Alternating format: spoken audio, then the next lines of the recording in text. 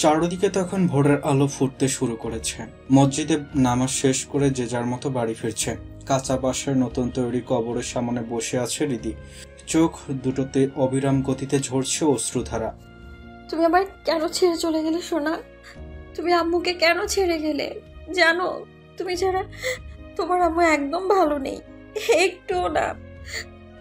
আম্মু তোমায় অনেক ভালোবাসে সোনা, তুমি নেই তাই তোমার আব্বুও ভালো নেই, খুব রাগ করেছে আমার উপর। আমি যে তার কথা মানিনি, আমি কি করতাম তখন বলো? তবুও আমার দোষ, আমার জন্যই তুমি আমাদের মাঝে নেই। আম্মুকে মাফ করে দিও সোনা, আম্মু তোমার বাঁচাতে পারেনি। আম্মু খুব খারাপ সোনা, খুব খারাপ, খুব। হৃদি কাঁদতে কাঁদতে চারদিকে দেওয়া বাঁশের বেড়ার ওপর মাথা ঠেকিয়ে রাখে। মা, কারো আওয়াজ শুনে হৃদি পেছন ফিরে তাকায়। একজন বয়স্ক লোক, পরনে সাদা পাঞ্জাবি পাজামা, ধবধবে ফর্সা চেহারায় সাদা ফকফকা দাড়ি। লোকটাকে দেখে হৃদি মাথায় কাপড় দিয়ে দাঁড়িয়ে পড়ে। এভাবে কাঁদছো কেন?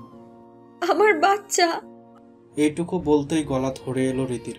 লোকটা একবার হৃদি তো একবার কবরের দিকে তাকালো, মুস্কি হেসে বলল, আল্লাহ তার কপালে ততটুকুই নিঃশ্বাস লিখেছিল যতটুকু আল্লাহ চেয়েছে। ভেঙে পড়ো না। আল্লাহ পাক আমাদের কিছু দিয়ে বা কিছু নিয়ে পরীক্ষা করে।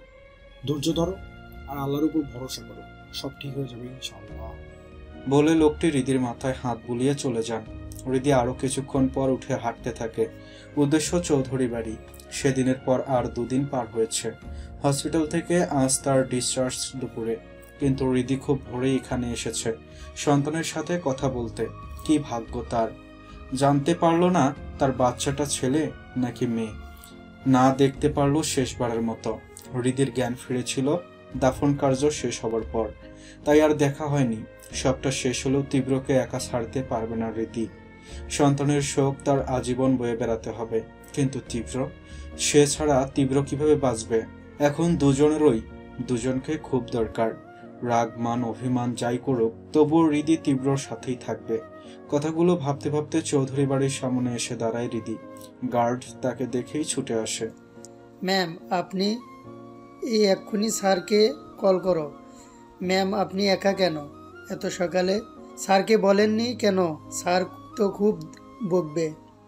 হৃদি ছোট্ট একটা শ্বাস ফেলে বলল, কত প্রশ্ন করছেন ভাইয়া, আগে ভেতরে যেতে দিন। লোকটি ঝটফট দরজা খুলে দেয়।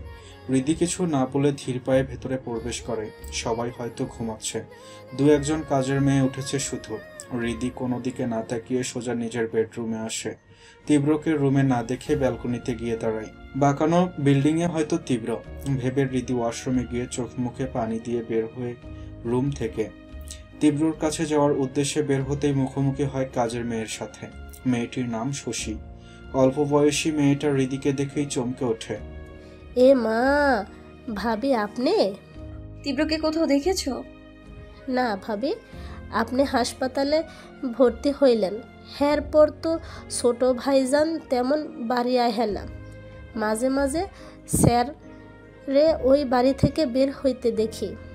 হৃদি দীর্ঘশ্বাস ফেলে বলল, ঠিক আছে যাও। মেয়েটা যেতেই হৃদি তীব্রর সেই বাঁকানো বিল্ডিং এর দিকে যেতে থাকে। অদ্ভুত, এত সুন্দর তৈরি কাছের 3 তলা বাড়ি, অথচ কোনো নাম নেই বাড়ির। তাছাড়া হৃদিও কখনো এসব নিয়ে ভাবেনি। পড়াশোনা আর তীব্রকে সামলাতে সামলাতেই তার দিন ফুরিয়ে রাত শেষ হয়ে যেত। হৃদির সাথে মজনু বেশে বিয়ে হওয়ার পর থেকে তীব্রর প্রতিটি কাজ হৃদিকে নিজ হাতে করা লাগত। মজনু হিসেবে সে নিজ ইচ্ছায় করলেও তীব্রর সব কাজ তীব্র তাকে দিয়েই করাতো। তার ব্যবহৃত টিস্যু ও কারো ধরাছোঁয়া মানা। সকাল সকাল উঠে তীব্রকে ঘুম থেকে তোলা তার কাছে যুদ্ধ মনে হতো। ডাকতে গেলে আরো চেপে ধরে ঘুমাতো। আর লেট হলে তখন সব তাড়াহুড়ো করে করা লাগতো হৃদির। বাচ্চাদের মতো A to Z তীব্র সব কিছুই হৃদিকে করা লাগতো। তবে ভাগ্য ভালো যে অ্যাটলিস্ট গোসল সে করতো, না হলে পারলে তো গোসলও তাকে দিয়ে করাতো। তবে শুধু গোসলই করত, বের হয়ে আসা পর্যন্ত মাথা পর্যন্ত মুছে দিতে হতো, সব রেডি করে আবার পরিয়েও দিতে হতো। তবে চুল সে নিজেই সেট করত। চুল নাকি মানুষের পার্সোনালিটি দেখায়। হৃদি মাঝে মাঝে রেগে বলতো, সব আমায় করতে হলে গোসল আর চুল কেন বাদ যাবে? সেটাও আমিই করাবো। তীব্র ডেভিল হেসে বলতো, জান, আপনি লজ্জায় কাঁপাকাঁপি না করলে আমি গোসলটা আপনাকে দিয়েই করাতাম। পরে আপনার কাঁপাকাঁপিতে আমি নিজেকে নিয়ন্ত্রণ রাখতে পারি না, তাই আর কি সব ভেবে গোসল বাদ দিয়েছি। বউকে আর রোজ রোজ পাড়া দিতে পারি না, তাই না? আর চুল সেট সেটা আমিই করব। আপনি একটা অসভ্য। তীব্র হেসে বলতো। সব স্বামীরা বউর কাছে অসভ্য হয়, আর যেখানে তীব্র চৌধুরী সেখানে অসভ্যের মাত্রা হাই থাকে। হৃদি আর কথা বাড়াতো না। এই লোক একদম ঠোঁটকাটা, লজ্জা ছিটে ফোটাও নেই। সেসব ভেবে রীতি হাসলো। বাইরে এসে হৃদি বিল্ডিং এর দিকে তাকালো। বাড়িটা পুরো কাচের, তবে ভেতর থেকে বাইরে দেখা গেলেও বাইরে থেকে ভেতরে দেখা যায় না। হৃদি ফুলের বাগানের দিকে তাকায়। বাড়ির একপাশে বিশাল ফুলের বাগান, সদ্য ফোটা টকটকে লাল গোলাপ দেখে হৃদি এগিয়ে যায়, হাত বাড়িয়ে ফুলটা ছিঁড়ে নেয়। শুরুটা না হয় লাল গোলাপ দিয়েই হোক ভেবে ফুলটা নিয়ে সিঁড়ি বেয়ে ওপরে ওঠে। প্রথমেই নজরে আসে বিলাসবহুল একটা রুম, যেখানে সব উন্নত মানের ফরেন সোফা রাখা, যাকে ড্রয়িং রুমও বলা চলে। একপাশে সাজিয়ে রাখা বুক সেলফ, তাও কাচের, ওপরে কাচের তৈরি ছাদ, তাতে বইছে জলধারা। রীতি ভালো মতো দেখে তীব্রর বেডরুমের দরজা খুলে ভেতরে প্রবেশ করে। বেডরুম পুরোটাই সাদা, খালি গায়ে উবু হয়ে শোয়া তীব্রকে দেখে কয়েক কদম তীব্রর দিকে এগোতেই থমকে যায় হৃদি। তীব্র কখনো উদাম শরীরে ঘুমায় না, শুধু ঘুমায় যখন সে হৃদির হাত পা ঝিম ধরে গেল। অজানা ভয়ে বুক ধুকপুক করছে। অনেক কষ্টে ভারী হয়ে আসা শরীর দু কদম এগোতেই তীব্রর পিঠের ওপর লালচে নখের আঁচড়ের দাগ দেখে মস্তিষ্ক ফাঁকা হয়ে যায় হৃদির। মাথায় হাজারো চিন্তা ভাবনার মাঝে ওয়াশরুমের দরজা খুলে বেরিয়ে আসে মোনা। ভেজা চুল থেকে টপটপিয়ে পানি পড়ছে। সদ্য গোসল করা মোনার স্নিগ্ধ মুখের দিকে তাকিয়ে ব্যালেন্স হারালো হৃদি। কাচের ফুলদানিটা হাত লাগায় ঝনঝন শব্দ তুলে ভেঙে গেল। হৃদিকে এই সময় বেডরুমে দেখে হকচকিয়ে তাকালো মোনা। হয়তো ভাবেনি হৃদি এখন এই সময়ে উপস্থিত হবে এখানে। মোনা নড়ে চড়ে উঠে তীব্রর দিকে তাকালো। ঝনঝন আওয়াজ তুলে দু হাতে মাথা চেপে ধরল তীব্র। হৃদি এখনো নীরব স্থির। তীব্র দু হাতে মাথা চেপে ধরে স্থির হয়ে থাকা হৃদির দিকে তাকালো। হৃদিকে দেখে অবাক হয়ে বলল, আপনি এখানে? হৃদি তবুও নিশ্চুপ নীরব। সে এক ধ্যানে চেয়ে আছে তীব্রর দিকে। তীব্র নিজেকে দেখে অবাক হয়ে সামনে মোনার দিকে তাকালো। মোনা মাথা নিচু করে অপরাধীর মতো দাঁড়িয়ে আছে। তীব্র পাশ থেকে শার্ট গায়ে জড়িয়ে উঠে হৃদির দিকে এগিয়ে গেল। হৃদি, আসলে আমি এসব।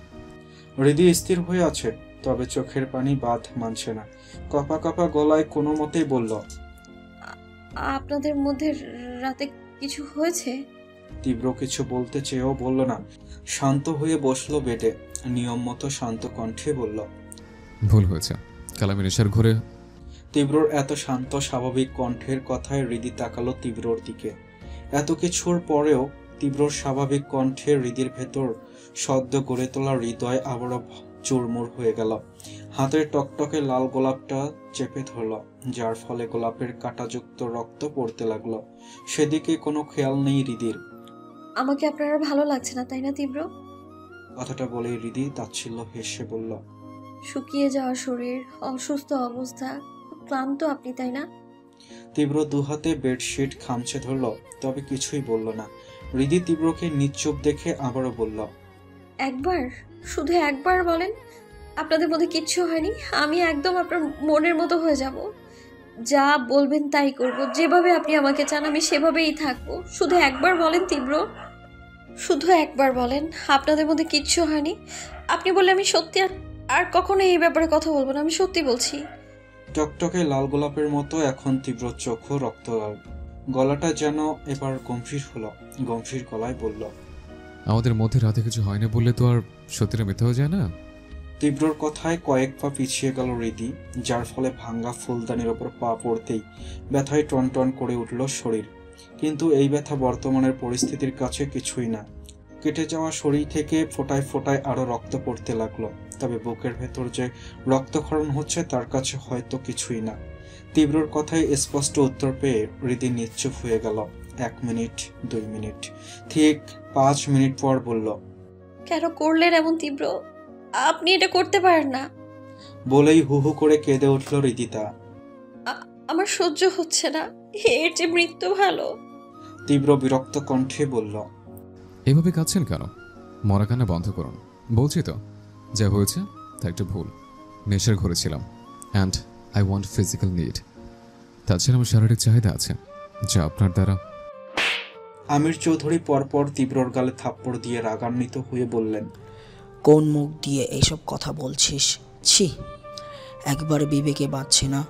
এত অধপতন হয়েছে তোর, অমানুষ জানোয়ার কোথাকার। হৃদ স্তব্ধ হয়ে দাঁড়িয়ে আছে। এমন কিছু সে কখনোই আশা করেনি। রাগে শরীর কাঁপছে। মোনাকে একবার দেখে তীব্রর দিকে ঘৃণিত দৃষ্টিতে তাকালো হৃদ। ছি। হৃদি তার সামনে দাঁড়ায়, রাগে গজগজ করতে করতেই বলল, এরপরও তুই এখানে থাকবি? এক্ষুনি চল আমার সাথে। হৃদি ফুপিয়ে ফুপিয়ে কাঁদছে দেখে হৃদের বুকের ভেতর ছ্যাদ করে উঠল। প্রায় মাসখানেক হৃদি শুধু চোখের পানি ফেলেছে। হ্যাঁ, ওনাকে বলো না, এইসব মিথ্যে বলতে বলো না। আমি জানি তো এমন কিছু করবেন না উনি। হৃদ রেগে হৃদির হাত ধরে উঠাতে গেলে ভেজা কিছু হাতে ঠেকল। হাতের দিকে তাকাতেই রক্ত দেখে থ হয়ে দাঁড়িয়ে গেল। শুধু হাত না, পা থেকেও দরদরিয়ে রক্ত পড়ছে হৃদির। হৃদ কিছু বলার আগেই তীব্র হঠাৎ করে হৃদিকে টেনে বিছানায় বসিয়ে দেয়। সবাই এবার অবাক। তীব্র রেগে বলে, রক্ত ঝরে কি প্রমাণ করতে চাইছেন? আপনি মহান, আপনি অবদ্ধ নারী। তীব্র চৌধুরীর জীবনে অবদ্ধ নারীর কোনো প্রয়োজন নেই। হৃদ রেগে তীব্রকে কিছু বলবে তার আগেই তীব্র ডয়ার খুলে ওষুধের বক্স বের করে হৃদের হাতে ধরিয়ে দেয়। গম্ভীর কণ্ঠে বলল, আমাকে রাগ দেখানো চেয়ে বোনের চিকিৎসা জরুরি। এসব করে সবাই বিদায় হয় আমার রুম থেকে। হৃদ অবাক হলেও আগে হৃদির হাতের ব্যান্ডেজ করতে লাগে, কিন্তু হৃদি স্তব্ধ, স্থির। এখন আর ফুপিয়েও কাঁদছে না। এক ধ্যানে তাকিয়ে আছে দুমড়ে মুচড়ে যাওয়া সকালের সেই গোলাপের দিকে। কিছুক্ষণ পর তীব্রর মতো শান্ত স্বরে বলে, আপনি মোনা আপুকে বিয়ে করবেন? তীব্র টকটকে লাল চোখে তাকালো হৃদির দিকে। হৃদির দৃষ্টি ফুলের দিকে দেখে গম্ভীর স্বরে কিছু বলার আগেই হৃদি আবারও বলল, করবেনই তো। আমার থেকে পারমিশন নেবেন না? আমি কিন্তু আপনার প্রথম স্ত্রী। আমির চৌধুরী রেগে বললেন, কার সাথে কথা বলছিস মা? ও একটা অমানুষে পরিণত হয়েছে। তুই চাইলে আমার সাথে, এখনো তো রুচি আসছে এমন জঘন্য নোংরা মানুষের সাথে কথা বলার? হৃদি স্থির হয়ে শান্ত স্বরে বলে, আব্বু ভাইয়া, আমি তীব্রর সাথে কিছু কথা বলতে চাই। হৃদি কিছু না বলে রেগে গট গট করে বাইরে চলে আসে। আমির চৌধুরীও বাইরে বের হয়। হৃদি কাঁপা কাঁপা হাতে তীব্রর হাতটা ধরে বিছানায় বসিয়ে দেয়। তীব্র কোনো কথা না বলে বিছানায় বসতে হৃদি বাম হাতটা টেনে সামনে আনে। সেখানে কাচের টুকরা হাতে চেপে আছে তীব্র। হৃদি তীব্রর মুঠ খুলে কাচটা ফেলে দেয়। ব্যান্ডেজ করতে চাইলে তীব্র হাত সরিয়ে নেয়। হৃদি জোর করে তীব্রর হাত নিজের কোলে রেখে বলল, আমি পারমিশন দিলাম আপনাকে দ্বিতীয় বিয়ের জন্য। হৃদির কথায় তীব্র আর চোখে তাকালো হৃদির দিকে, তাকিয়ে বলল, চাইলে আপনিও থাকতে পারেন। তীব্রর কথায় পরিবর্তে হৃদিতা বলল, আমি কখনো আর মা হতে পারবো না। এটা আমি রিপোর্টে দেখেছি কাল। তীব্র চুপ করে আছে, কিছুই বলল না। আপনি হয়তো রিপোর্টটা দেখেছেন, আমি ধরে নিলাম এটাই কারণ এত কিছুর। যদিও জানি না এত কিছু কেন করছেন আপনি, তবে এতে যদি আপনি ভালো থাকেন তো আমি রাজি। এতটুকু কথা বলতে হৃদি যেন হাঁপিয়ে গেল। জোরে নিঃশ্বাস নিয়ে উঠে দাঁড়ালো। যাওয়ার আগে করুণ কণ্ঠে বলল, একবার একটু জড়িয়ে ধরি। তীব্র কিছু বলছে না দেখে হৃদি চলে যেতেই তীব্র বলল, ধরতে পারেন। হৃদি তীব্রর দিকে তাকালো, তাচ্ছিল্য হেসে বলল, একবার ধরলে যদি আর না ছাড়তে পারি, যাকে ছাড়তেই হবে তাকে আর জড়িয়ে ধরে কষ্ট বাড়াতে চাইছি না। আসি। হৃদি যাওয়ার সময় একবার মোনাকে দেখে বাইরে বের হলো। হৃদি তাকে আসতে দেখে হৃদি তার কাছে এসে দাঁড়ালো। হৃদির শরীর কাঁপছে। হৃদি তার অবস্থা দেখে কাউকে কিছু না বলেই বোনকে কোলে তুলে গাড়িতে বসিয়ে দিল। সে জানে এখন কি হবে। এতদিন কম তো দেখলো না। কারো সাথে কোনো কথা ছাড়াই হৃদিকে নিয়ে বাসায় ফিরল। পুরো রাস্তা হৃদি কাঁপলেও জ্ঞান হারায়নি। বাসায় এনে ডাক্তার দেখে যায় হৃদিকে। এরপর দুদিন ঘরবন্দি থাকে হৃদি। দুদিন পর কোথাও যেন যায় হৃদিতা। হৃদ সব জায়গায় খোঁজে, যখন হয়রান তখন ঠিক সন্ধ্যায় বাসায় ফিরে আসে হৃদি। হৃদকে সেদিন কিছু বলার সুযোগ না দিয়ে নিজে বলল, ডিভোর্স পেপার আমি সাইন করে দিয়েছি। এটা চৌধুরী বাড়িতে পাঠিয়ে দিও ভাইয়া। আর আমি একটা জব পেয়েছি, সেখানেই চলে যাব কাল। প্লিজ আমায় যেতে দিও ভাইয়া। হৃদির হঠাৎ এমন পরিবর্তনে হৃদ অবাক হয়েছিল। এইটুকু মেয়ে এত কিছু কিভাবে সহ্য করছে? কিভাবে কোনো রাগ, চেঁচামেচি ছাড়াই সব মেনে নিচ্ছে। এরপর হৃদ 1 মাস শহর থেকে দূরে একটা গ্রামে থাকে। সেখানে থেকেই মূলত এই হসপিটালে চাকরি পায়। আর এভাবেই কেটে যায় কয়েকটা মাস। বাচ্চার কান্নার ধ্যান ভাঙল হৃদির। চারদিকে তখন ফজরের আজান দিচ্ছে। অতীতের কথা ভেবে সবসময় কাঁদলেও আজ হাসতেছে হৃদি। হাসির কারণ হলো ঘুমে ফোলা ফোলা মুখে ঠোঁট ফুলিয়ে কাটছে বাবুটা। বাবুর কান্না দেখেই হেসে উঠল হৃদি। হৃদি তার হাসি দেখে কান্না থামিয়ে ড্যাব ড্যাব করে তাকালো হৃদির দিকে। এইটুকু বাচ্চা কি বুঝলো কে জানে, নিজেও ফোকলা দাঁতে হেসে উঠল। হাসির শব্দে ঘুম ভেঙে যায় নীলিমার। হৃদি খিলখিল করে হাসতেছে দেখে হা হয়ে তাকালো হৃদির দিকে। হৃদির সাথে ফোকলা হাসির বাচ্চাটাকে দেখে অজান্তেই মুখ থেকে বের হলো, মাশাআল্লাহ। বাবুর হাসিটাও একদম হৃদির মতো লাগছে। মানুষকে হাসলে এত সুন্দর দেখায়, হৃদিকে না দেখলে হয়তো জানতোই না নীলিমা। দুইজনের হাসির প্রেমে পড়ে গেলাম। কথাগুলো ভেবে নিজেও হাসলো নীলিমা। আজ সকালে শুরুটা এত সুন্দর হবে ভাবেনি। এ যেন ঘন কালো মেঘ সরে এক ফালি রোদের ঝলক। অন্ধকার রুমে হাত পা বাঁধা অবস্থায় পড়ে আছে একজন মধ্যবয়স্ক লোক। হুট করে আলো জ্বলে ওঠায় চোখ বদ্ধ করে নেয় লোকটি। লাইটের আলো যেন চোখে বিঁধছে। একটু পর পিটপিট করে চোখ খুলে সামনে বসা ব্যক্তিকে দেখেই চমকে উঠল। থরথর করে কেঁপে উঠল পুরো সত্তা। তীব্র! কাপা কাপা গলায় কথাটা বলতেই চিৎকার করে উঠল লোকটি। সিটকে আসা রক্ত তীব্রর মুখে পড়তেই বিরক্ত হলো তীব্র। এত জোরে কেউ চিল্লায়? শুধুমাত্র একটা হাতের একটা আঙুল কেটেছে, এখন তো একটা একটা করে সবগুলো অর্গান কাটতে হবে। খুব শান্ত স্বরে দায়িত্ববান লোকের মতো কথাটা বলে তীব্র, যেন তাকে কত বড় কাজের দায়িত্ব দেওয়া হয়েছে। এদিক থেকে ওদিক হলেই তার চাকরি শেষ। তীব্রকে সাইকোর মতো কথা বলতে দেখে লোকটি ভয়ে কেঁদে দিল। আমাকে মাফ করে দাও তীব্র। চট করে তীব্র বলল, কেন, কি করেছেন আপনি? আপনাকে কেন মাফ করব ডক্টর ফারুক? এমন ভাবে কথাটা বলল যেন সে মাফ চাওয়ার কথা শুনে আকাশ থেকে পড়ল। লোকটা আবারও একইভাবে কেঁদে বলল, আমাকে মাফ করে দাও তীব্র। আমি লোভে পড়ে এমন একটা কাজ করেছি। তীব্র বিরক্ত হয়ে বলল, আপনার মেয়ে আজব পাবলিক। সিংহ শান্ত থাকলে ভাবেন সে তো খাঁচে বন্দি, তাকে মারলেও সে পাল্টা আঘাত করতে পারবে না। কিন্তু আফসোস, আপনারা ভুলে যান, সে যদি একবার রেগে যায় তো সব ধ্বংস হয়ে যায়। তার গর্জনই তো কেঁপে ওঠেন, আঘাত তো সে পরের বিষয়। লোকটি আবারও কেঁদে বলল, আমাকে মাফ করে দাও ভয়াবহ চিৎকারে কেঁপে উঠল পুরো ঘর। লাবিব চুপচাপ দাঁড়িয়ে আছে। গুনে দেখলো একটা হাতের 3টা আঙ্গুল নেই। তবে প্রতিবারের মতো এবার ভয় পেল না। দেখে দেখে অভ্যস্ত সে। হামি তুলে চুপচাপ দাঁড়িয়ে রইল। এই খেলা অনেকদিন পর দেখছে। হৃদি থাকাকালীন তীব্র নিজ হাতে এসব কাজ করতো না। তীব্র হুঙ্কার দিয়ে উঠল, আমার সন্তানকে দুটো হাত দিয়ে পাচার করেছিলে, তাই না? সদ্য জন্মানো শিশুকে মা থেকে আলাদা করেছিলে। ওইটুকু একটা বাচ্চার কান্না যখন তোর মধ্যে মনুষ্যত বোধ জাগায়নি, তুই ভাবছিস কিভাবে আমার সন্তানের পাচারকারীকে উপরে পাঠাতে আমার বিবেক কাজ করবে? চিৎকার করে কথাটা বলেই আরো 2টো আঙ্গুল কেটে ফেলে তীব্র। লোকটা এবার ভয়ে জ্ঞান হারিয়ে ফেলে। লোকটিকে জ্ঞান হারিয়ে ফেলতে দেখে তীব্র বিরক্ত হলো, যেন ইম্পর্টেন্ট কাজে কেউ বাধা দিয়েছে। রাগে কটমট করে লাবিবের উদ্দেশ্যে বলল, দেখছিস না অজ্ঞান হয়ে গেছে?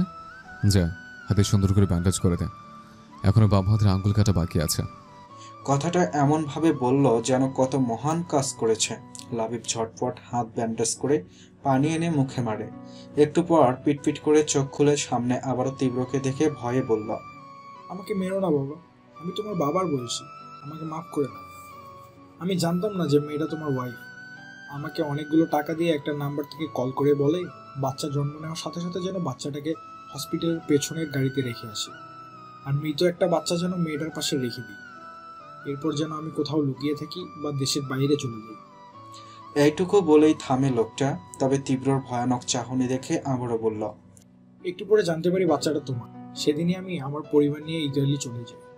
এত টাকা দেখে লোভ সামলাতে পারিনি তখন। আমি প্রথমে জানতাম না বাচ্চাটা তোমার। জানলে কখনো এই কাজ করতাম না। আমাকে মাফ করে দাও। তীব্র চেয়ারে শরীর ছেড়ে বসল।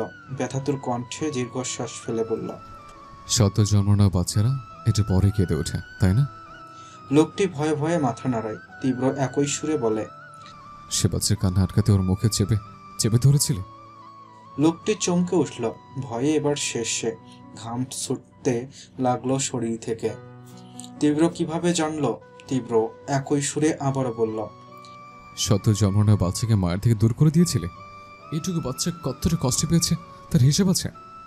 যাকে পৃথিবীতে আনতে নিজের জীবন বাঁচিয়ে রেখেছে, যাকে পৃথিবীতে আনতে আমি তীব্র চৌধুরী কেঁদেছি, জানিস? আমি তীব্র চৌধুরী কেঁদেছি। রোজ তাহাজ্জুদ নামাজ পড়ে কেঁদেছি নিষ্পাপ একটা প্রাণের মায়ায়। যাদের বাচ্চাতে এত কিছু, সে বাচ্চাটাকে তুই জন্ম নিতে কষ্ট দিয়েছিস। ও কাঁদতে না পারে তাই সত্য জন্মানো বাচ্চার মুখে কাপড় পর্যন্ত গুজেছিস। আবারও সেই চিৎকার। এবার অপর হাতের 5টা আঙ্গুল কেটেছে তীব্র। রক্ত ছিটকে এসে পড়েছে তীব্রর মুখে। তীব্র রক্ত মুছে তাকালো লোকটার দিকে। আবারও জ্ঞান হারাতে দেখে তীব্র চেয়ারে বসল। রক্ত লাল চোখ থেকে গড়িয়ে পড়ল কয়েক ফোঁটা পানি। লাবিবের চোখ আজ ছলছল করছে। এই কয়টা মাস সে দেখেছে তীব্রর নিশ্চুপ হাহাকার। তীব্র চেয়ারে মাথা এলিয়ে দিয়ে বিড়বিড় করে বলল, জান। কথাটা বলেই চোখ মুখ শক্ত করে উঠে দাঁড়ালো তীব্র। গুদাম ঘর থেকে বের হয়ে গাড়িতে বসে পড়তেই লাবিব গার্ডকে সব বলে ছুটে এসে গাড়িতে বসে পড়ে। সাথে সাথে গাড়িও চলতে শুরু করে। তীব্র সিটে হেলান দিয়ে ভাবতে লাগলো সেদিনের কথা। হৃদের সাথে কথা বলে ফোন অফ করে মিটিংয়ে যায় তীব্র, কিন্তু কিছুতেই মিটিংয়ে মনোযোগ দিতে পারে না। ঠিক 20 মিনিট পর মিটিং অসমাপ্ত রেখেই বেরিয়ে আসে। কেন যেন অস্থির করছে বুকের ভেতর। মনে হচ্ছে কেউ যেন ডাকছে। তীব্র ঝটফট ফোন অন করতেই অনেকগুলো কল দেখে ঘাবড়ে যায়। তখনই লাবিব কোথা থেকে ছুটে এসে বলে হৃদির বের হওয়ার খবর। পায়ের নিচের মাটি সরে যায় তীব্রর। লাবিব একে একে সব ঘটনা খুলে বলে। তবে সবকিছু বুঝতে সময় লাগে তীব্রকে স্তব্ধ হয়ে থাকতে দেখে লাবিব আবারও বলে, স্যার আমাদের যেতে হবে। ভাবির আমাদের দরকার স্যার। ভাবির আমাদের দরকার। কথাটা মস্তিষ্কে স্মরণ করতেই তীব্র ছুট লাগায়। গাড়ি দ্রুত গতিতে ড্রাইভ করছে তীব্র। তার কানে একটাই কথা বাজছে, ভাবিকে আমাদের দরকার। ঠিক 2-3 মিনিট পর লাবিবের চিৎকার শুনে গাড়ি থামায় তীব্র। ভয়ঙ্কর রেগে বলে, What the hell? লাবিব ভয়ে কাঁপা কাঁপা কণ্ঠে বলে, স্যার ভাবির অ্যাক্সিডেন্ট হয়েছে। রাস্তায় সবাই মিলে ভাবিকে হসপিটালে নিয়ে গেছে, কিন্তু কোন হসপিটালে তা। আবার ভয়ানক গতিতে গাড়ি ছুটতে লাগলো। লাবিব পুরো কথা শেষ করার আগেই তীব্র গাড়ি চালাতে শুরু করে। ঠিক 30 মিনিট পর হসপিটালে আসে তীব্র। হৃদিকে তখন ওটিতে ডক্টর দেখছে। ঠিক 15 মিনিট পর একটি নার্স বের হয়। তীব্রকে দেখে অবাক হয়ে ভয়ে ভয়ে বলে, পেশেন্টের অবস্থা খুব খারাপ। আর বাচ্চা মানে অ্যাক্সিডেন্টের সময় বাচ্চাটা মারা গেছে। তীব্র কোনো কথা ছাড়াই ধপ করে বসে পড়ল চেয়ারে। হুট করে চারদিক ঘুরতে লাগলো। নিজেকে সামলানোর আগে চারদিকে অন্ধকার হয়ে এলো। এরপর সব শেষ। তীব্রর যখন জ্ঞান ফেরে তখন 2 ঘন্টা পার হয়ে গেছে। চারদিকে তাকিয়ে বুঝলো সে হসপিটালের বেডে শুয়ে আছে, হাতে ক্যানোলা লাগানো। তীব্র এক ঝটকায় সব খুলে বাইরে বের হতেই লাবিব ছুটে আসে। স্যার আপনি অসুস্থ, আপনার এখন আরাম করতে হবে। ডক্টর বলেছে হৃদি কোথায়? লাবিব ভয়ে তীব্রর দিকে তাকালো। আসলে স্যার। হৃদি কোথায়? লাবিব তীব্রর দিকে তাকিয়ে ঝটপট বলে, ভাবিকে 12 ঘন্টার অবজারভেশনে রাখা হয়েছে। 12 ঘন্টার মধ্যে জ্ঞান না ফিরলে। তীব্র পুরো কথা না শুনে প্রশ্ন করে, বাচ্চা কোথায়? তীব্র শান্ত শক্ত কথায় লাবিব নিচু স্বরে বলল, বাচ্চাকে লাশ ঘরে। তীব্র এবারও পুরো কথা না শুনেই হাঁটতে লাগলো লাশ ঘরের দিকে। সেখানে স্তব্ধ হয়ে বসে আছে আমির চৌধুরী। খবর পেয়ে হসপিটালে এসেই একটার পর একটা ধাক্কা খেয়ে উনি থম মেরে বসে আছে। বাচ্চা বেঁচে নেই। হৃদিকে 12 ঘন্টার সময় দেয়া হয়েছে। তীব্রর মাইল্ড হার্ট স্ট্রোক করেছে। তীব্রর মতো ছেলের হার্ট স্ট্রোক। হৃদি জীবন মরণের মাঝে ঝুলছে, আর বাচ্চাটা। আমির চৌধুরী 3টা জীবন শেষ হতে দেখছে। চারদিকে যেন ভয়ঙ্কর খেলা চলছে। জীবনে এই দিন কখনো দেখতে হবে ভাবেইনি। আমির চৌধুরী পাশে বসে আছে হৃদ। সে নিজেও স্তব্ধ। কি থেকে কি হয়ে গেল সবারই ভাবনার বাইরে। তীব্র এসে সোজা লাশ ঘরে ঢোকে। ছোট্ট শরীরটা কোলে তুলে কিছুক্ষণ তাকিয়ে রইল। এরপর কোলে নিয়েই বের হলো ঘর থেকে। তীব্রকে বের হতে দেখে আমির চৌধুরী বললেন, কোথায় যাচ্ছিস তীব্র? তীব্র হাঁটতে হাঁটতে জবাব দিল, বাবার দায়িত্ব পালন করতে। মানে? তীব্র কোনো উত্তর দিল না। আমির চৌধুরী তীব্র যাওয়ার পানে চেয়ে রইলেন। তীব্রর অতিরিক্ত ঠান্ডা স্বভাবের কারণে সহজে ওকে বোঝা যায় না। ভেতরে কি চলছে তা বাইরে প্রকাশ পায় না। চৌধুরী বাড়িতে সময় তখন দুপুর গড়িয়ে বিকেল। বাচ্চাকে একবার হলেও হৃদিকে দেখানো উচিত, তাই আমির চৌধুরী দাফন করতে দেয়নি এখনো। এদিকে নিজের রুমে কিছু কাগজপত্র দেখছে তীব্র, পাশাপাশি কয়েকটা রিপোর্ট একসাথে দেখে অপর পাশের আরও একটা রিপোর্ট চোখ বোলালো। শান্ত মুখের আদল পরিবর্তন ঘটল মুহূর্তে। কপালে দেখা গেল সূক্ষ্ম ভাঁজ। রিপোর্টগুলো আলমারিতে তুলে রেখে রুম থেকে বের হয়ে আসলো। তীব্র লাশ ঘর থেকে বাবুটাকে নিয়ে কিছু টেস্ট করায়, যার পুরোটাই হয় গোপনে। অল্প সময়ের মধ্যে রিপোর্ট হাতেও পেয়ে যায়। সব মিলিয়ে বুঝলো বাচ্চাটা তার আর হৃদির না, চারদিকে কোনো কিছুর জাল বিছানো। সেটা টের পেতেই তার চতুর মস্তিষ্ক সব গোছাতে ব্যস্ত হলো। তীব্র হৃদির প্রেগন্যান্সির সময় সব টেস্ট নিজে করিয়েছে। লাস্ট টেস্টের রিপোর্ট অনুযায়ী হৃদির গর্ভের সন্তান মেয়ে, কিন্তু মৃত বাচ্চাটা ছেলে। ছেলেটার মৃত্যু হয়েছে সকাল 10:10 হৃদির ডেলিভারি হয়েছে আনুমানিক 11টার পর। যদি বাচ্চা অ্যাক্সিডেন্টে মারা যায় তবুও ওর মৃত্যুর সময় হবে 10:25 থেকে 10:30 আশেপাশে। তবে যতটুকু কনফিউশন ছিল তা ক্লিয়ার হয়ে গেল একটা ফোন কলে। দাফন কাজ সম্পন্ন করে হসপিটালে যেতেই তীব্রর ফোন বেজে ওঠে। আননোন নম্বর। তীব্র ভ্রুকুচকে নাম্বারের দিকে তাকাতেই রিসিভ করতেই উপাস থেকে ভেসে এলো পুরুষালী কণ্ঠ। কণ্ঠ চিনতে তীব্রর খুব একটা সময় লাগলো না। হ্যাঁ, হোয়াটসঅ্যাপ। তীব্রর মুখের রং পরিবর্তন ঘটল। মনে আছে কি আমাকে? আমি তো ভুলেই গেছিলাম। তীব্র চৌধুরী কিছু ভুলে না, মনে তো নিশ্চয়ই আসছে। তীব্র দক্ষ হাতে চেয়ার টেনে বসলো ফাঁকা কেবিনে। শরীর টান টান করে বলল, কোন নামটা তোকে স্যুট করবে সেটাই ভাবছি। কোন নামে তোকে ডাকবো সেটাই ভাবছি। ওপাশ থেকে ভেসে এলো হাসির শব্দ। সম্পর্কে কিন্তু তুই আমার জামাই হোস। তীব্র ত্রিক্ষী মেজাজে বলল। ওপাশ থেকে হাসি থেমে গেল। গম্ভীর স্বর ভেসে এলো, ভেরি চালাক। আজ আমি মানতে বাধ্য, তীব্র সম্পর্কে যা শুনেছি সব সত্যি। আসলে মাইনে ইউ আর তীব্র চৌধুরী, গ্রেট। তীব্র কটমট করে বলল, আমার সম্পর্কে ধারণা থাকলে কখন আমার জানার দিকে হাত বাড়াতে না রূপেশ মির্জা? নাকি ব্ল্যাক ডেভিল, নাকি শ্বশুর মশাই? আর একটা সম্পর্ক আছে, ফুপা মশাই। ওপাশ থেকে দমে যাওয়া কণ্ঠে বলল, বেশি জানিস দেখছি। তীব্র শান্ত স্বরে আবারও বলল, আমার বাচ্চা কোথায়? ওপাশ থেকে ভেসে আসলো সদ্য কয়েক ঘন্টা আগে জন্ম নেওয়া বাচ্চার কান্নার আওয়াজ। তীব্রর বুকটা ধক করে উঠল। এতক্ষণের তেজি তীব্র মুহূর্তে নরম হলো। রাগান্বিত লাল চোখ থেকে গড়িয়ে পড়ল কয়েক ফোঁটা পানি। কাপা কাপা গলায় বলল, ওকে কিছু করিস না প্লিজ। তীব্র নরম কণ্ঠে ওপাশের ব্যক্তি যেন শক্তি পেল। রাগান্বিত স্বরেই বলল, ফাইনালি তীব্র চৌধুরী দুর্বলতা প্রকাশ পেয়েছে। কি অদ্ভুত ব্যাপার, খেয়াল করেছিস? তোর মেয়ে আমার কাছে আর আমার মেয়ে তোর কাছে। তবে এখানে ব্যাপারটা ভিন্ন। এখানে তোর মেয়েও তোর দুর্বল জায়গা আর আমার মেয়েও তোর দুর্বল জায়গা। আগে যদি জানতাম দি গ্রেট তীব্র চৌধুরীর দুর্বলতা আমার মেয়ে হবে, তাহলে এই লুকোচুরি খেলা আর খেলতাম না। এমনিতেই তুই আমার ভীষণ লস করেছিস, পাচার কাজ বন্ধ করেছিস। তীব্রর চোয়াল শক্ত হলো রাগে। ভেতর ফেটে পড়লেও শান্ত স্বরেই বলল, কি চাই? আমার মেয়ে আমি ফেরত চাই। মেয়ে চাই নাকি সম্পত্তি চাই? দুটোই চাই আমার। মেয়ে তো একটা না। কিন্তু সম্পত্তি তো একজনের নামেই লিখে গেছে। 12 ঘন্টার মধ্যে অলরেডি 8 ঘন্টা শেষ, আছে 4 ঘন্টা। বাঁচলে সম্পত্তি নিস। কি? আমার মেয়ে বাচ্চা করতে এত ব্যস্ত ছিলে, নিজের মেয়ের খেয়ালই করিস না। তবে তোর মেয়েকে আমি বাঁচাতে পারি। ওপাশ থেকে প্রশ্ন করলো হৃদির বাবা, কিভাবে? মেয়ে তোর হোক বা আমার, ওদের মধ্যে রক্তের সম্পর্ক আছে। আমার মেয়েই পারে তোর মেয়েকে বাঁচাতে। ভেবে দেখ, তোর মেয়ের কিছু হলে সব সম্পত্তি ট্রাস্টে চলে যাবে, আর আমার মেয়ের কিছু হলে তুই উপরে চলে যাবি। আই রিপিট, তুই উপরে চলে যাবি।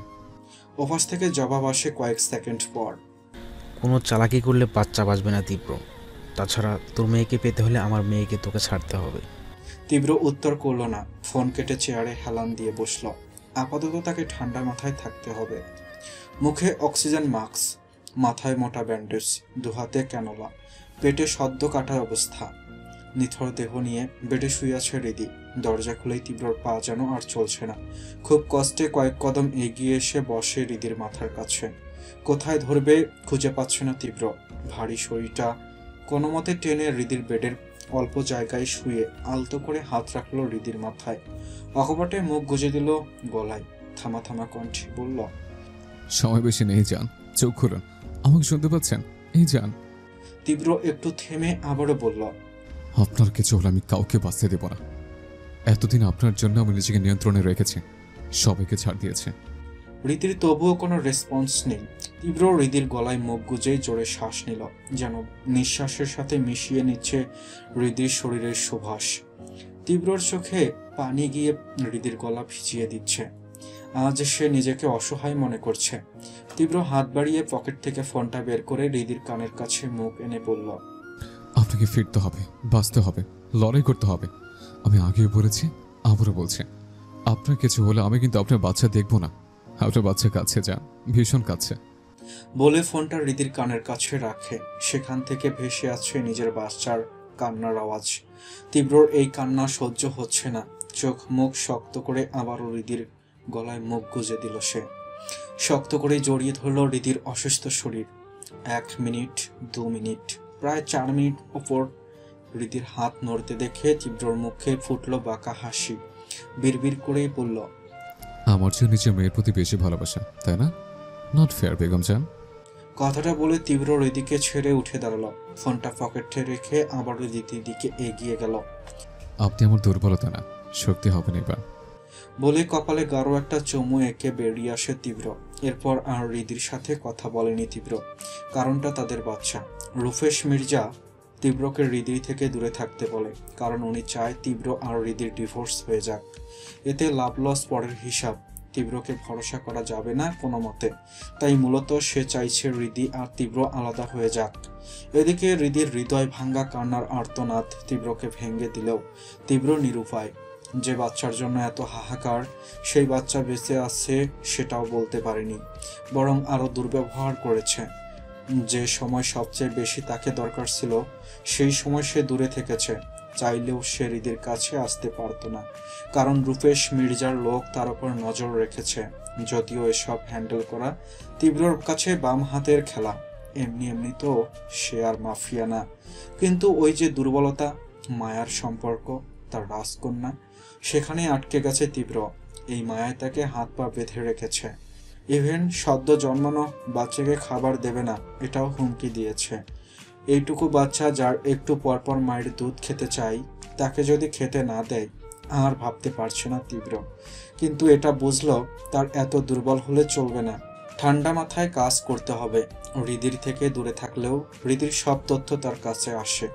এত এত মানসিক চাপ, ইচ্ছে করে ছুটে গিয়ে জড়িয়ে ধরে সব চাপ দূর করতে, কিন্তু তীব্র পারে না। 3টা জীবন, 3টা জায়গায় বিচ্ছিন্ন হয়ে আছে। একে অপরকে ছাড়া কেউ ভালো নেই। তীব্রকে ছাড়া হৃদি, আর হৃদি আর বাবু ছাড়া তীব্র। বাবা মা ছাড়া বাবু, কেউই ভালো নেই। তবে ভালো না থেকেই পরিস্থিতির সাথে লড়তে হবে। তীব্র প্ল্যান অনুযায়ী রূপেশ মির্জার সব কথা মানলেও নিজের আলাদা পরিকল্পনাও করেছে সে। পরিকল্পনা অনুযায়ী সব চললেও, তবে মোনার সাথে সেদিন রাতে যা হয়েছে তা পরিকল্পনায় ছিল না। মোনাকে ব্যবহার করেছে রূপেশ মির্জা, মুগ্ধকে আটকে রেখে। রূপেশ মির্জার পরিকল্পনা অনুযায়ী তীব্র আর মোনার আগের রেস্টে নেই মূলত হৃদির মনে তীব্রর প্রতি ঘৃণা তৈরি করতে চেয়েছে। অনেকাংশে সফলও সে। তীব্র নিজেই সেটা স্বীকার করে নেয়, আর বিয়েতে রাজিও হয় তীব্র। হৃদি তীব্রকে ছেড়ে চলে যাওয়ার কয়েকদিন পর মুগ্ধকে বাঁচাতে পারলেও তীব্রর বাবুকে রূপেশ মির্জা নিয়ে গেছেন। এতেও তীব্র কোনো রিয়াক্ট করেনি, বরং শান্ত থেকে পরবর্তী পরিকল্পনা করেছে। তার পরিকল্পনা কাজ করলেও এত দ্রুত কাজ করবে না, কিছু সময় প্রয়োজন। তাই সে নীরব থেকেছে, যা হচ্ছে হতে দিয়েছে। তবে এর মাঝে আরও একটা ক্লু দিয়েছে মুগ্ধ। তাকে কোথায় রাখা হয়েছিল, জায়গাটা কেমন ছিল, সব ড্রয়িং করেছে মুগ্ধ। তীব্র তীক্ষ্ণ মস্তিষ্কে পরিকল্পনা আরও একটু জোর পেল। এভাবে কেটে গেছে 2 মাস। এই 2 মাসে রূপেশ মির্জা বাচ্চাকে ভিডিওতে দেখালেও মুখ দেখায়নি। এতেও কোনো প্রতিবাদ করেনি তীব্র, শুধু মনে মনে বলে, বাপুর রাজকন্যা তুমি চান।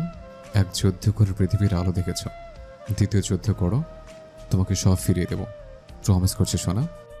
সেদিন সময় ঠিক 3:07। ঘন কালো জঙ্গলের দিকে বাইক নিয়ে ছুটছে তীব্র। বাইক চালাচ্ছে বললে ভুল হবে, উড়াচ্ছে এক প্রকার। ঠিক জঙ্গলের মাঝামাঝি এসে বাইক থামিয়ে দেয় তীব্র। দূরবীক্ষণ যন্ত্র দিয়ে বাড়িটা পর্যবেক্ষণ করে। জঙ্গল ঘেরা একটা পুরনো বাড়ি। তীব্র দক্ষ পায়ে এগিয়ে যায় বাড়ির দিকে। পরনে তার পুরো কালো হুডি। এই ঘুটঘুটে অন্ধকারে একদম মিশে যাচ্ছে তার পোশাক। তীব্র শব্দবিহীন হেঁটে পৌঁছালো বাড়ির পেছনে। ভেতরে প্রবেশ করার রাস্তা পেয়ে তার সাথে নিয়ে আসা বেবি ক্যারিং ব্যাগটা পরে নিল।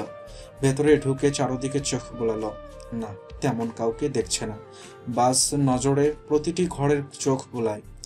নির্দিষ্ট ঘর খুঁজতে গিয়ে চোখ আটকে গেল নতুন দরজা দেওয়া একটি ঘরে। সেখানে মিটিমিটি আলো জ্বলছে। পাশের রুম থেকে ভেসে আসছে কারো মৃত্যু আর্তনাদ। বাকি রুমে আর কোনো আওয়াজ নেই ভেবে কয়েক কদম এগিয়েও আবারও পিছিয়ে আসে। পাশের রুম থেকে বের হয় একটি পুরুষ। প্যান্টের চেইন তুলে নতুন দরজা দেওয়া ঘরে ঠকঠক শব্দ করে ডাকে কাউকে। কয়েক পল পর বের হয়ে আসে আরও একটি পুরুষ। পুরুষটি শয়তানি হেসে বলল, কেমন মাল ভাই? একাকার খাসা মাল। আমি একটু মনটা জুড়িয়ে আসি। যা শোন, মাইয়া কি করে? দেড়টাই ঘুমাইছো ভাই, এত কাঁদে ভাই। মন্ডাই কয় এক আসার মারি। মারছস নাকি? হ ভাই। শালা 3 মাসের দুধের বাচ্চা মারছস কেন? বস জানতে পারলে আস্ত রাখবে না। কার বাচ্চা জানিস? না ভাই, কার বাচ্চা? তীব্র চৌধুরীকে চিনোস? মাফিয়া তীব্র, ডক্টর তীব্র চৌধুরী, বিজনেসম্যান তীব্র চৌধুরী, আন্ডারওয়ার্ল্ডের এক নামে চিনে। ব্ল্যাক কিং হের মাইয়া, শালা বহুত চালাক। তাই তো বস এই বাচ্চারে নিয়া এই জঙ্গলে লুকাইয়া থাকতে কইছে। আর ভুলেও যেন বসের কানে না যায়। তীব্র মাইয়ার লাগি যে মেয়েরে রাখছে, রাতে ওর মাইয়ারে একা রাইখা আমরা ফুর্তি করি। ওই মাইয়া কিন্তু সোনার ডিম পাড়া মুরগি। বস কইছে কোনো আচরও যেন না লাগে। মনে থাকবে বস। এখন যাই। শালা যা, আমার ঘুম পাইছে। বলে দুজন আলাদা রুমে ঢুকে যায়। দুজনের সব কথা শুনে তীব্রর চোখ শক্ত হয়ে এলো। পারলে এক্ষুনি কলিজাটা টেনে বের করত। তবে এদের থেকে জরুরি হলো ওর বাবু। শাস্তি তো পাবেই, ভয়ঙ্কর শাস্তি। পৃথিবীর সব শাস্তি এই পৃথিবীতেই দেখাবে সে। তীব্র মিনিট 2 অপেক্ষা করে ধীর পায়ে রুমের সামনে দাঁড়ায়। সাবধানে গেট খুলে আশেপাশে তাকায়। বুকের ভেতর ধুকধুক করছে তার। স্বল্প আলোয় দেখা যাচ্ছে একটা স্যাঁতস্যাঁতে ঘর। তীব্রর চোখ মুখ লাল হয়ে এলো। আশেপাশে তাকিয়ে দেখলো রুমের কর্নারের দিকে একটা দোলনা। তীব্রর উত্তেজনায় শরীর কাঁপছে। ওখানে তার নিজের মেয়ে, মানে তার মেয়ে, তার রাজকন্যা। এই রাজকন্যাকে বাঁচাতেই তো এত শান্ত তীব্র। ওই রাজকন্যার জন্য সব মুখ বুজে সহ্য করেছে, সব। জীবনে প্রথমবার তাকে করা আঘাতের প্রতিশোধ নিতে অনেকবার ভেবেছে সে। তীব্র ধীর পায়ে এগিয়ে গেল দোলনার দিকে। মৃদু আলোয় ঘুমান্ত পরীর মতো বাচ্চাটাকে দেখে চোখ ছলছল নয়নে চাইল তার দিকে। কি অদ্ভুত! তীব্র শরীর কাঁপছে খুশিতে। হাত বাড়িয়ে এক আঙ্গুল ছোঁয়ালো বাচ্চার গালে। অমনি নড়ে চড়ে উঠল বাচ্চাটা। তীব্র ধীরে কোলে তুলে নিল। তোয়ালে মোড়ানো বাবুকে নিজের বুকের ব্যাগে রেখে বুকের মাঝে জড়িয়ে ধরল। একই অনুভূতি যেমন হৃদিকে জড়িয়ে ধরলে হয়। তীব্রর চোখের কোনা বেয়ে গড়িয়ে পড়ল কয়েক ফোঁটা আনন্দের পানি। আলতো করে চুমু দিল কপালে। শরীর হালকা গরম দেখে বুঝলো হয়তো জ্বর। তীব্র আশেপাশে আরো একবার চোখ বুলালো। না, তেমন কিছুই নেই। এক পাশে বিছানা, বিছানায় পড়ে আছে কিছু খেলনা আর কিছু জামা কাপড়। তীব্র ধীর পায়ে দরজা খুলে বেরিয়ে এলো। পাশের রুম থেকে বেরিয়ে আছে মৃদু উষ্ণ আর্তনাদ। তীব্র বাঁকা হাসলো, বিড়বিড় করেই বলল, তীব্র ছাড় দিয়েছে, কিন্তু ছেড়ে দেয়নি। শেষ দিনের জন্য অপেক্ষা করো। আই প্রমিস, মৃত্যুর জন্য তর পাবি, কিন্তু পাবি না। তীব্র ধীর পায়ে আবারও বের হয়ে আসে। বুকের মাঝে তুলতুলে একটা পুতুল ঘুমিয়ে আছে। তাকে শক্ত করে ধরে বাইকের কাছে এসে দাঁড়াতেই পাতার মর্মর শব্দ কানে আসে। তীব্র তীক্ষ্ণ মস্তিষ্ক অজানা আকাঙ্ক্ষায় আভাস পেল। কয়েকটি পায়ের শব্দ তুমুল গতিতে ছুটে আসছে তার দিকে। তীব্র বাঁকা হাসল। ঘুমন্ত মেয়ের দিকে একধানে কিছুক্ষণ তাকিয়ে রইল। মায়াবতীর মায়াবী রাজকন্যা। বাবু নড়চড় করছে, হয়তো ঘুমটা ভাঙবে এখনই। খিদে পাবি কি ঘুম ভাঙলে? কি খেতে দিত? আচ্ছা সমস্যা নেই, আসছে যখন জিজ্ঞেস করি না হয় যাব। কথাগুলো মনে মনে ভেবে তীব্র এর মাঝেই দুইজন ছুটে আসে। চারদিকে তখন একটু একটু আলো হতে শুরু করেছে। তীব্র বাবুকে কোলে নিয়ে বাইকে বসলো। এই শালা কেডা তুই? সাহস কিভাবে হয় এইখানে আসার? তীব্র উত্তর করলো না, হাতের ইশারায় চুপ থাকতে বলল। ওই শালা তোর মেয়ে মানে?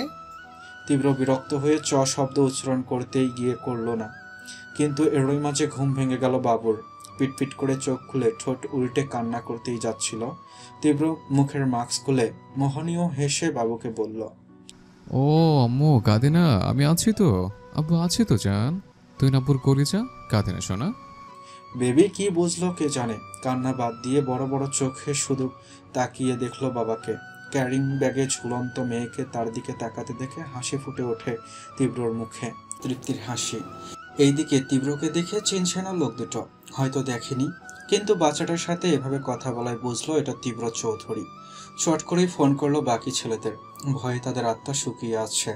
তীব্র সম্পর্কে যা শুনেছে তাতে তোর রক্তের বন্যা হবার কথা, কিন্তু এই তীব্র তো মেয়ের সাথে কথা বলছে, তাও আবার এত সুন্দর শান্তভাবে, যেন কিছুই হয়নি।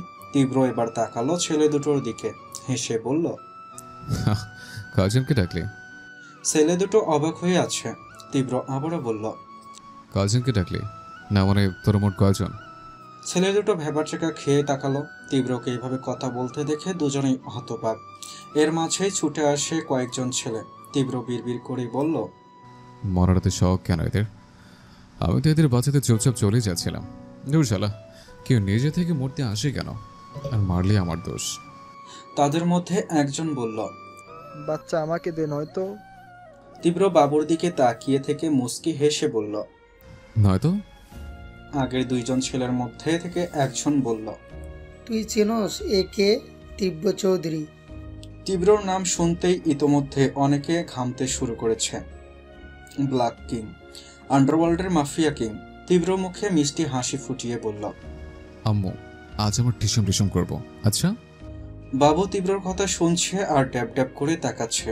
তীব্র বাবুর মুখটা বুকের মাঝে লাগিয়ে তাকালো ছেলেগুলোর দিকে। একটা ছেলে উল্টো দিক থেকে চাকু নিয়ে তীব্রর দিকে আসতেই তীব্র হাতটা ঘুরিয়ে ওর পেটে ঢুকিয়ে দেয়।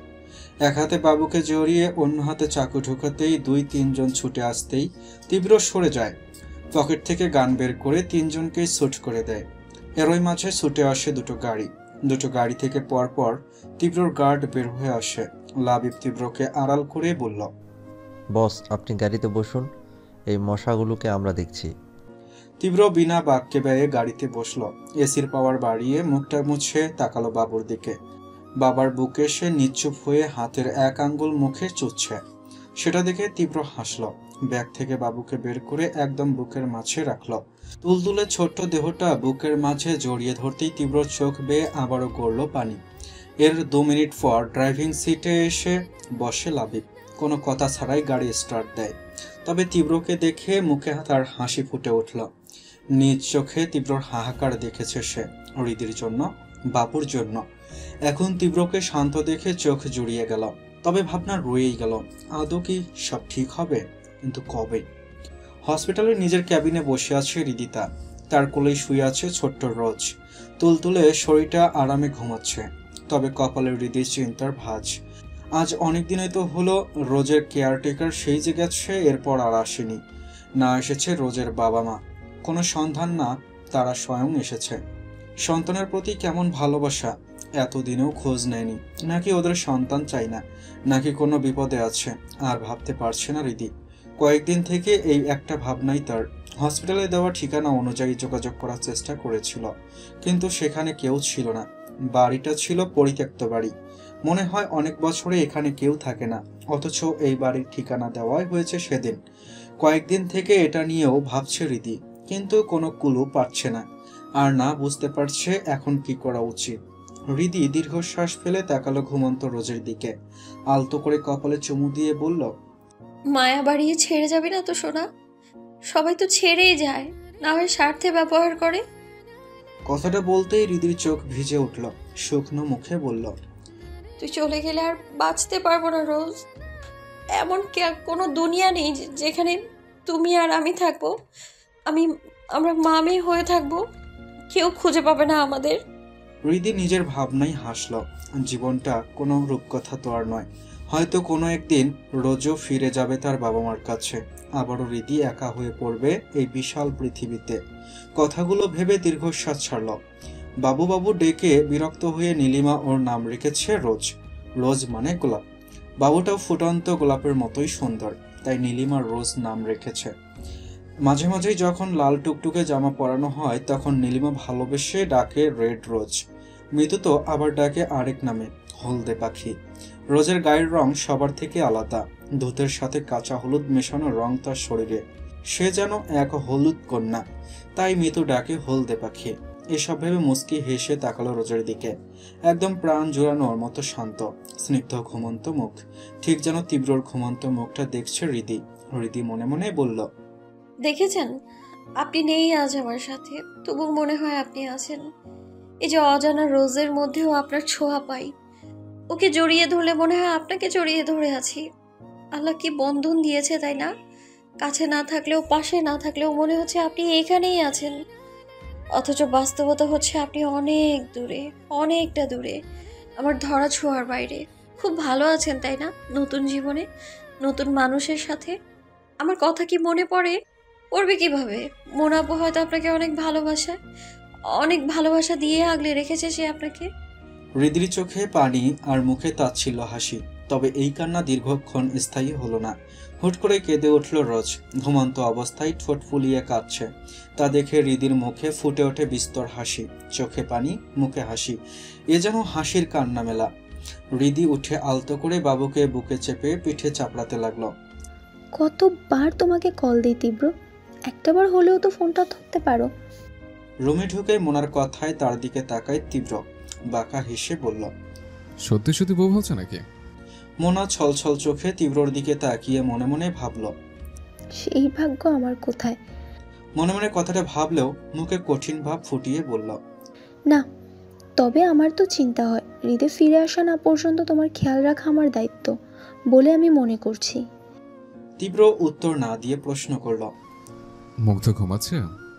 মোনা দীর্ঘ শ্বাস ফেলে বলল, হ্যাঁ। তীব্র পকেটে দুই হাত গুজে শটান হয়ে দাঁড়িয়ে বলল, রাত অনেক হয়েছে, গিয়ে ঘুমাও। মোনা ঠায় দাঁড়িয়ে থেকে বলল, তোমাদের সন্তান বেঁচে আছে? তীব্র একই ভঙ্গিতে বলল, হ্যাঁ বেঁচে আছে, বর্তমানে ওর মায়ের কাছে আছে। মোনা অবাক হয়ে বলল, মানে যার মেয়ে তার কাছে আছে, তবে অন্য পরিচয়। মোনা অবাক সুরেই বলল, কি বলতে চাইছো? তীব্র শীতল কণ্ঠে বলল, আপাতত কিছু বলতে চাইছি না। মোনা জানে তীব্র নিজ ইচ্ছায় না বললে তাকে বলানো সম্ভব নয়, তবে হৃদির কাছে যে তার মেয়ে আছে এটা বুঝেছে। কি অদ্ভুত, এই মেয়েটাকেই কি নির্দয় ভাবে সেদিন কথাগুলো বলেছিল। যদিও মনের কথা ছিল না, হৃদিকে দূরে সরিয়ে রাখতে কথাগুলো বলেছিল।